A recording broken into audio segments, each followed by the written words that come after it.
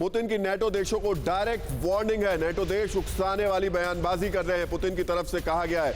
तो क्या पुतिन अब नेटो देशों को लेकर भी मोर्चा खोलने की तैयारी कर रहे हैं, क्योंकि वो सीधे सीधे चेतावनी दे रहे हैं नेटो देशों को। पुतिन ने रशियन आर्मी को हमले की खुली छूट दे दी है। पुतिन ने यूक्रेन में हाई लेवल हमला करने का ऑर्डर भी दिया है।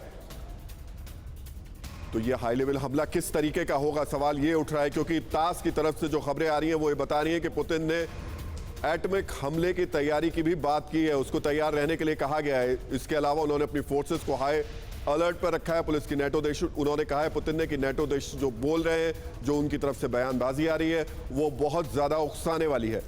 पुतिन ने रशियन आर्मी को हमले की खुली छूट भी दे दी है। पुतिन ने यूक्रेन में हाई लेवल हमला करने का ऑर्डर दिया है।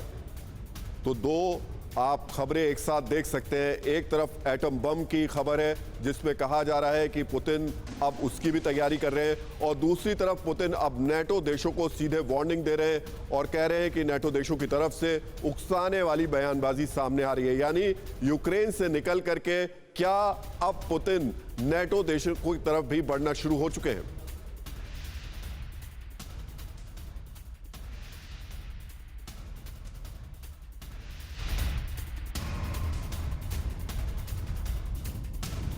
और इस वक्त मेजर जनरल के सिन्हा हमारे साथ में मौजूद है।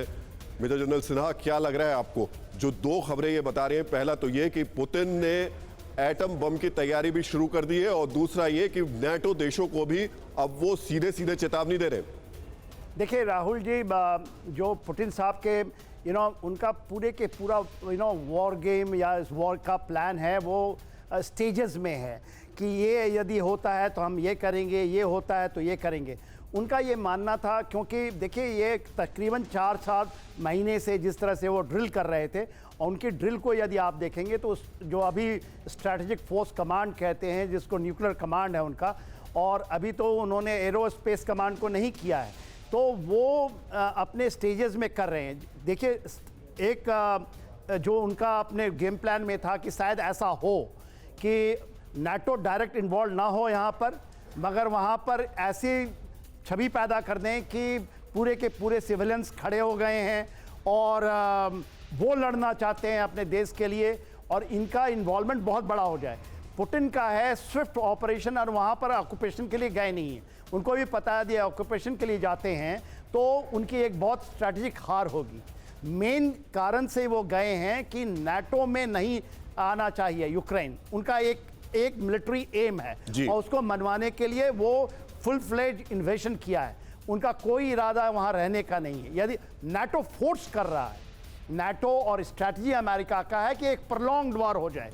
और लेकिन जो तस्वीर अभी हम देख रहे हैं, अब इस वॉर में कोई भी शब्द कहना अतिशयोक्ति नहीं होगा। अगर यहां एटम बम की तैयारी की बात हो रही है तो अब इसे अतिशयोक्ति नहीं कहा जा सकता, क्योंकि जिस तरीके से पुतिन ने कीव के आसपास, कीव में धमाके किए हैं, जिस तरीके से हमले कर रहे हैं, उसको लेकर के अब कोई भी अतिशयोक्ति नहीं है। ये कितना बड़ा खतरा दिखाई दे रहा है आपको? देखिए बहुत बड़ा खतरा है, विश्व के लिए भी खतरा है, और वो उसमें बहुत थिन लाइन है।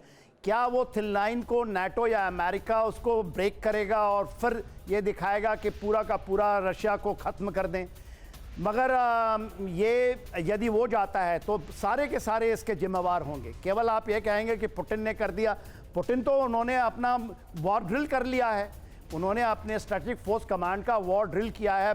उन्होंने जो वहाँ पर बाल्टिक सी है वहाँ पर उन्होंने करके दिखाया है, भले वो दुनिया नहीं देखी कि हम फायर कर सकते हैं और करेंगे। तो उनके जितने भी ये इस तरह के हैं उसको खोखले में नहीं लेना चाहिए।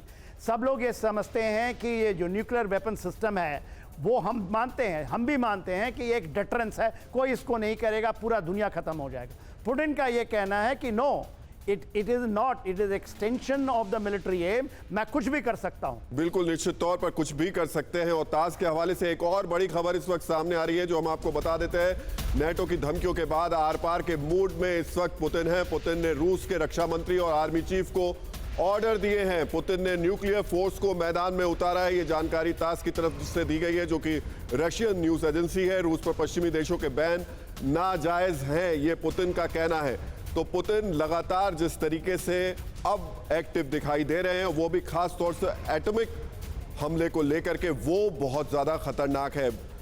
सर, अब जो धमकियां देखने को मिल रही हैं खासतौर से पुतिन की तरफ से, क्या इसे धमकी तक, मैं बार बार आपसे इसलिए पूछ रहा हूं क्योंकि पुतिन कुछ भी कर सकते हैं। पिछले 4 दिनों में उन्होंने समझा दिया है, दुनिया को दिखा दिया है। ऐसी स्थिति में अगर वो इस बम की तरफ बढ़ रहे हैं, इस खतरे को लेकर के दुनिया को चेतावनी दे रहे हैं, ये किस तरीके से लिया जाए और ये कितनी बड़ी परेशानी खड़ी करेगा यूक्रेन के अलावा बाकी नेटो देशों को? देखिए, जिस तरह से नाटो बिखर गया था, मोरलेस आप देखिए यूरोप में ही बिखर गया था।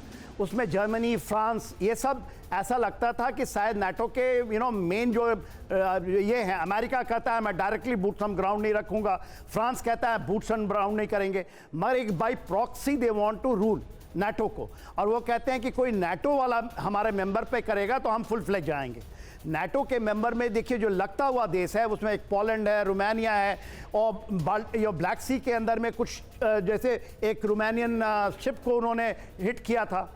तो इसके अंदर में सबसे बड़ी बात है कि वहाँ पर वो जो गए हैं अपने पॉलिटिकल एम में, जियो पॉलिटिकल एम से, वो मिलिट्री एम से नहीं गए हैं वहाँ, वो उसका एक्सटेंशन है, जबकि उसको फोर्स कर रहा है वेस्ट कि ये पुतिन और भी करें और भी लगे। उस चेस बोर्ड में रोमानियन के जो यूक्रेनियन सिविलियंस हैं वो बेचारे इसमें फंस जाएंगे।